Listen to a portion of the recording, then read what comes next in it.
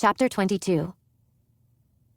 Belen forces me to go to the soccer game, even though I tell her I have a hatred for sports that is located deep inside my entrails. She says it doesn't matter. That's not the point of going. Soccer games are where young people hang out and hook up. There's not much else to do in Los Ojos. Stare at the mountains, chase chickens, shoot bottles. We sit on the top bleachers with Belen's friends, a group of mildly attractive girls who wear way too much makeup. Although they don't say anything petty or snarky, I can tell right away that they're jealous of my cousin. I don't know why I always notice these types of things. There's something about the way their eyes outline her body and settle on her face. A sort of longing. It's not that they want her. It's that they want to be her.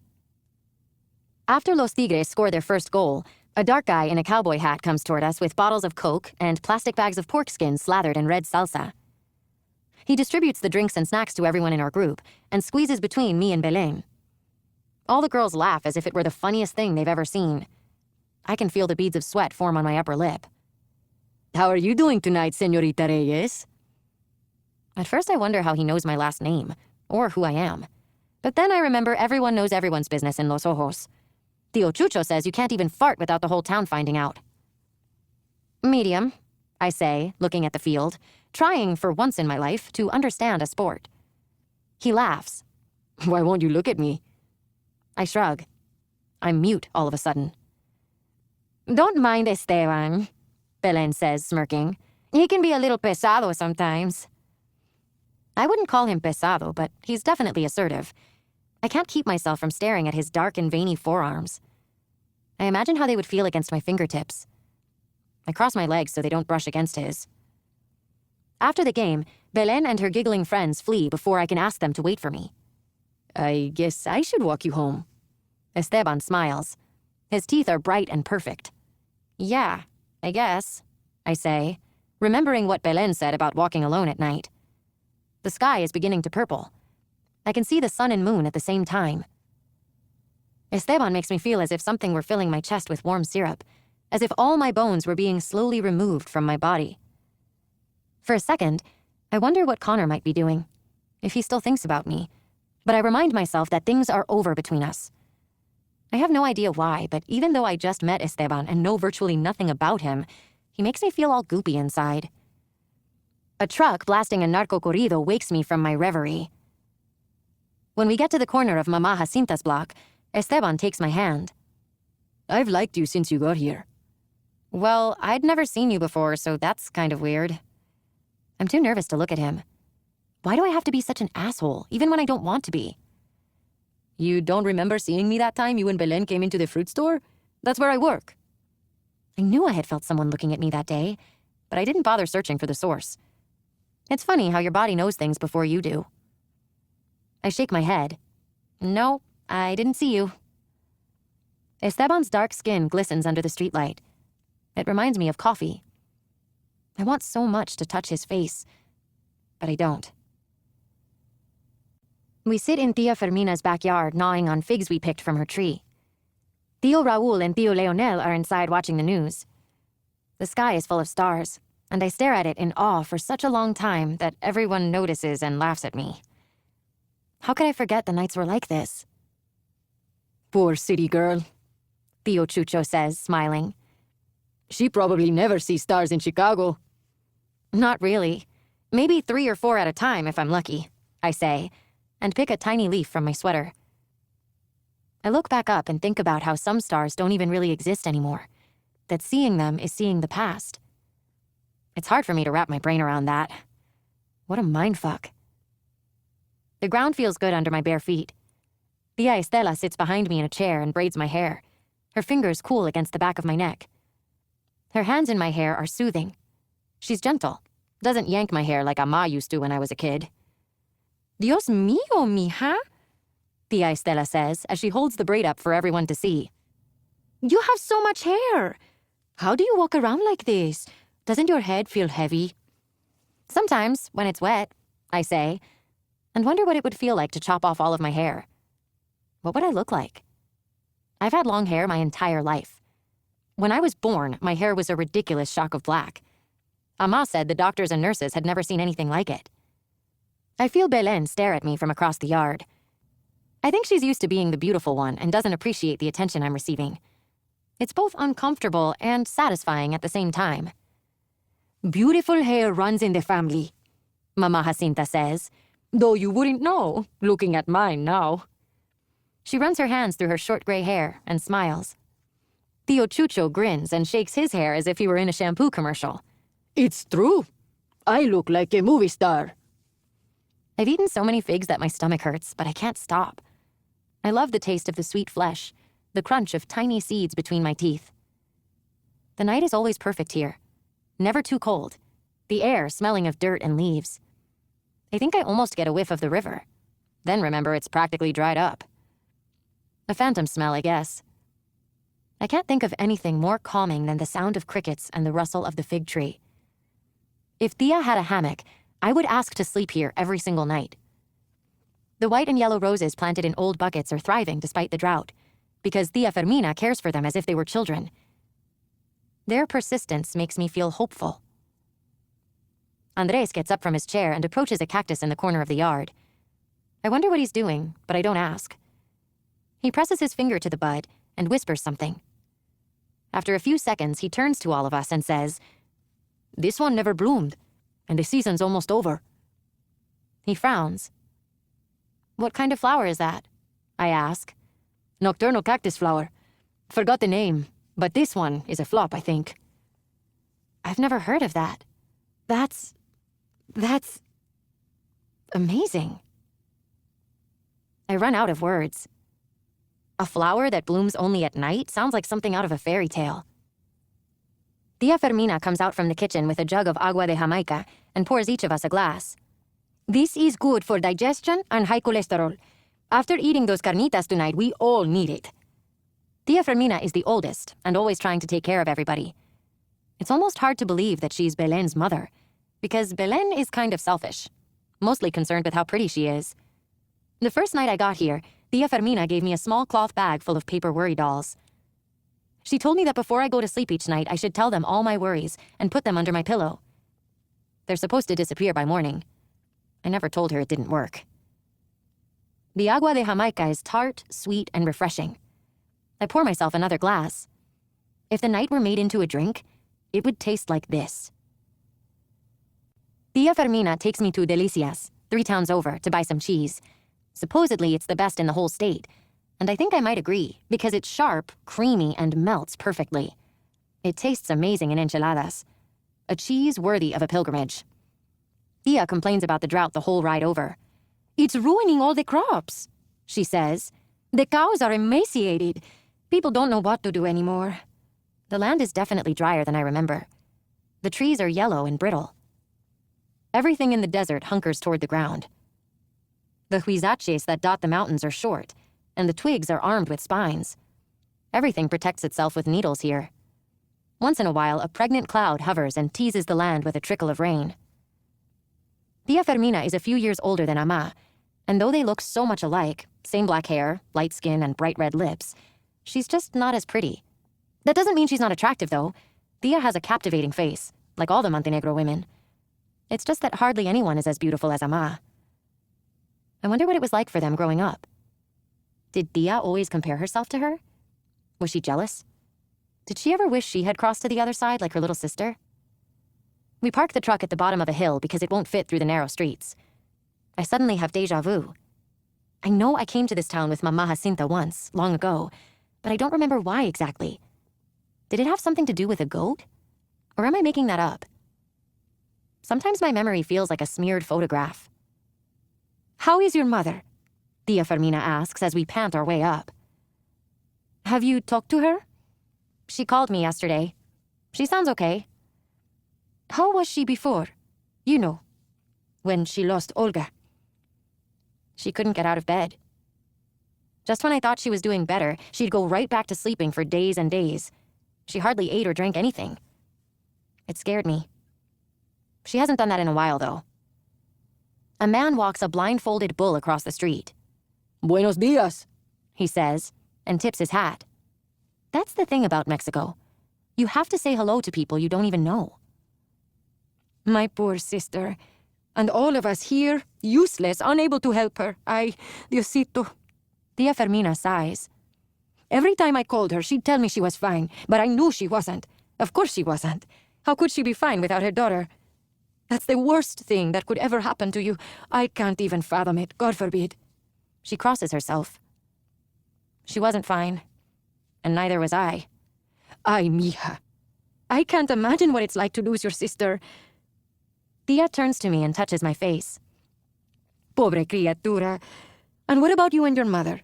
I know you two have fought a lot over the years. She's always said you were very terca.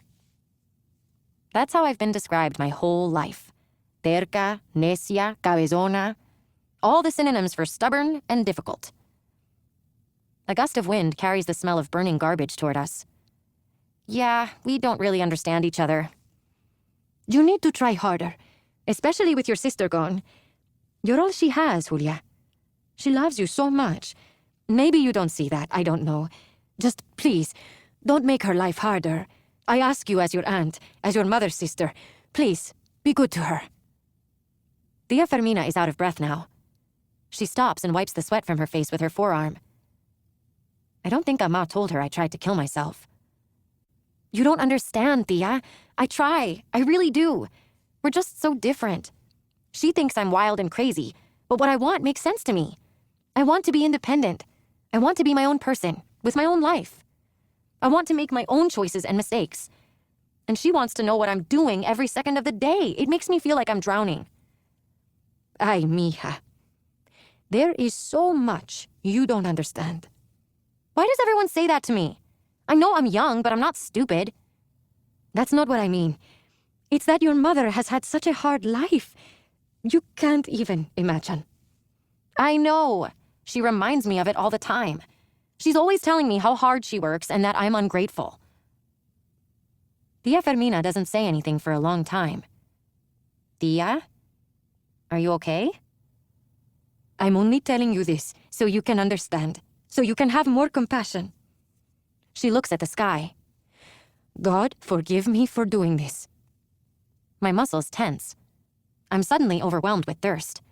What? What is it? Tell me. Tell me now. I want to know now. Tia finally looks at me. You know how your parents crossed the border. I've heard the story several times. Ama left with Apa against her mother's will. They crossed with a coyote. When they got to Texas, a man stole all their money. They stayed in El Paso with Apa's distant cousin and worked at a restaurant until they were able to save enough money to take the bus to Chicago. It was in the middle of winter and they didn't have jackets. Ama said she had never felt so cold in her life. She thought her eyes would freeze inside her head. That's all I knew. Your mother, El Coyote. Tia looks like she's trying to untangle what she needs to say. She begins to cry. He took her. He took her where? I scream. I don't mean to, but it just comes out that way. Where did he take her? What did he do? I squeeze her hand so hard, I think I might break her fingers. Tia can't get the words out. My brain is pounding. A tattered gray cat darts past us. I can't say it. I shouldn't have told you this. God forgive me. Tia Fermina covers her mouth with her hand. She doesn't have to finish. And Apa? Where was he? What did he do? I can't stop screaming. They held him down with a gun. There was nothing he could do. Tia Fermina shakes her head. No. No. That can't be true. No. I can't. I sit down on the ground, near a mound of red ants, but I don't care. My body feels like it weighs 1,000 pounds. I picture my mother's face streaked with tears and dirt, my father bowing his head in defeat. And Olga? What about Olga? She was... I can't get the words out. Tia Fermina clasps her hands to her chest and nods. See, mija, that's why I want you to know. So when you and your mother fight, you can see where she's come from and understand what's happened to her. She doesn't mean to hurt you. That night, I don't fall asleep until morning. I just lie there thinking about my parents and how little I know them. I wake up at noon, my body aching. because I don't have anywhere to go, no real obligations, the days blend together. I can't even tell them apart most of the time. I wake up, eat breakfast, help Mama Jacinta cook and clean, and then lie around reading and writing. After Belen gets home from school, she and I wander through the town aimlessly, eating all the junk food that will fit inside our bodies. Well, at least when my appetite hasn't disappeared. Sometimes we meet Esteban after he gets out of work. We either sit on a bench or walk around the square until we have to go home. Belen always leaves us alone for a while. She pretends she needs to run an errand, but I know exactly what she's doing. Esteban has never tried to kiss me, and it's all I can think about. I imagine his thick lips on mine. I picture his hands running through my hair and down my back, his body pressed against me. I never do anything about it, though. I feel as scared and vulnerable as a plucked bird. I know he said he liked me, but what if he didn't really mean it?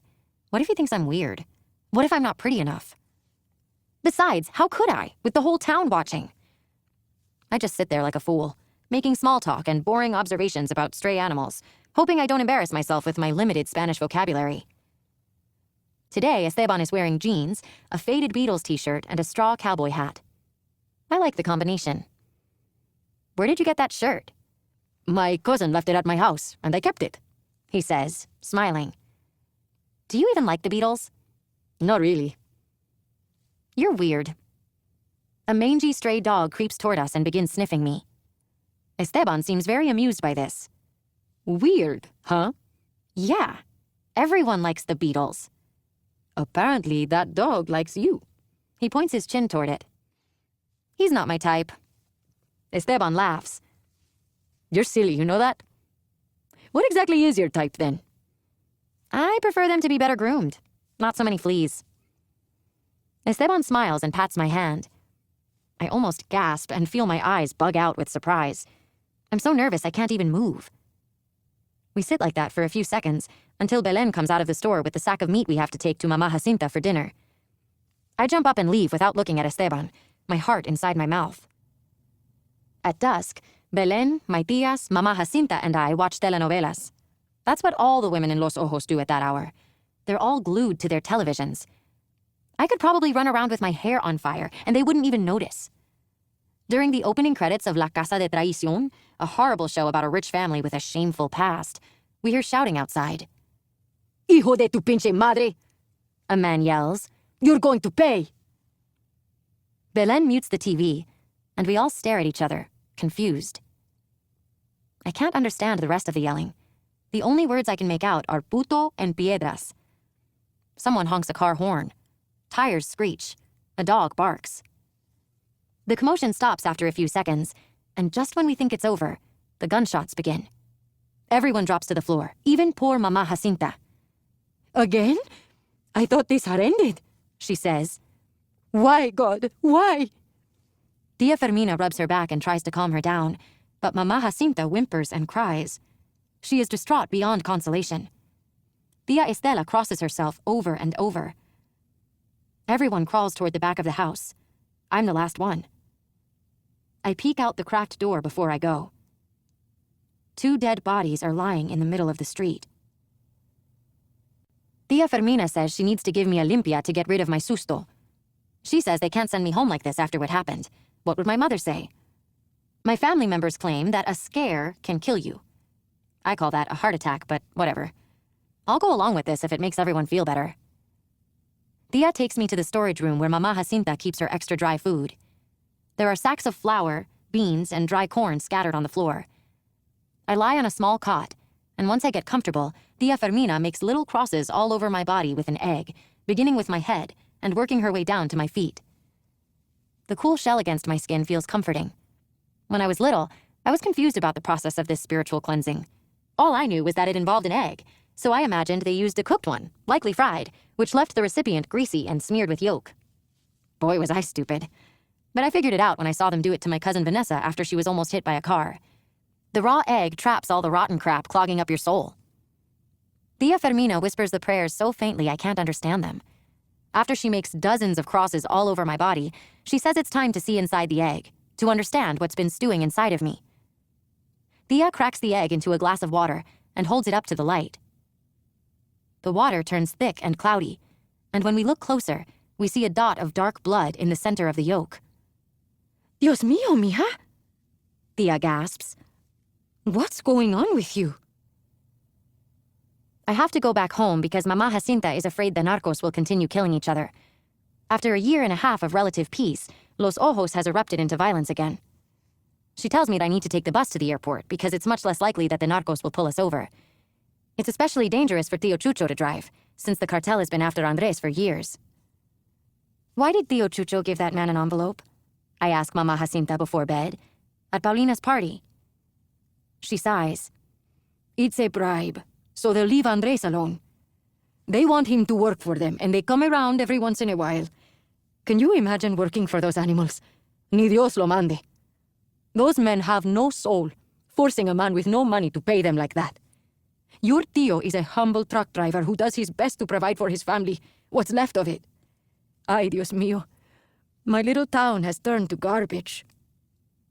Mama Jacinta presses her palms to her eyes. Please stop worrying about what happened and try to get some rest. You'll be home soon. I didn't know this would happen, mija. I'm sorry. I thought the fighting was over. Nothing like this has happened in a long time.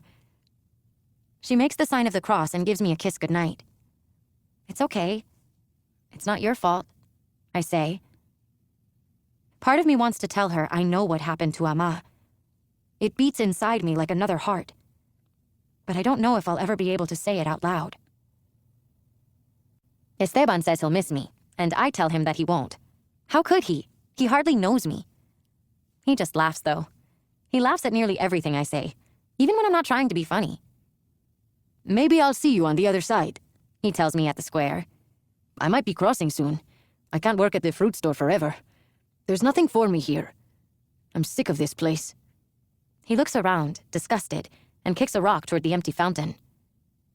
Be careful. Please. The border. The fucking border. I feel a wildness spreading through me. It's nothing but a giant wound. A big gash between the two countries.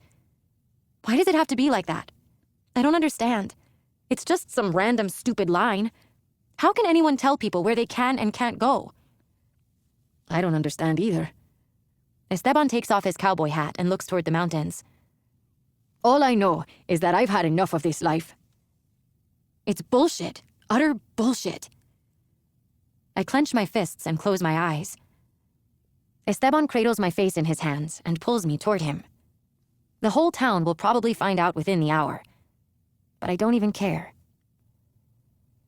I cry quietly on the bus after I say goodbye to my family. I don't look outside, because if I see Mama Jacinta standing there staring at me, which I'm certain she is, I'll probably start wailing. After she gave me la bendición, she handed me Apa's drawing and said she trusted me to take care of my mother. You are a beautiful young woman. You will do amazing things. Please just make sure you look after my daughter. I never imagined I would have to protect and care for my mother. I didn't know that was my job. But I said, yes, of course. How could I not? I try to sleep when the bus finally pulls away, but the man in front of me is snoring so loudly he wakes himself up every few minutes. His snores are so deep it sounds as if he's being suffocated by his own flesh. I stare out the window and study the brown and brittle land. The worst drought in 10 years, they say. Every few miles I see a bright desert flower, or white crosses with plastic roses on the side of the road. I wonder why so many people die here. The sun begins to set as we finally approach the city. The colors are so beautiful they're almost violent. I feel a pang in my chest, and remember a line from a poem I read a long time ago about terror being the beginning of beauty. Or something like that. I don't quite remember. There's a dead donkey in a field behind a barbed wire fence. Its legs are bent and stiff, and its mouth is open, as if it had been smiling when it died. 2 vultures circle above it.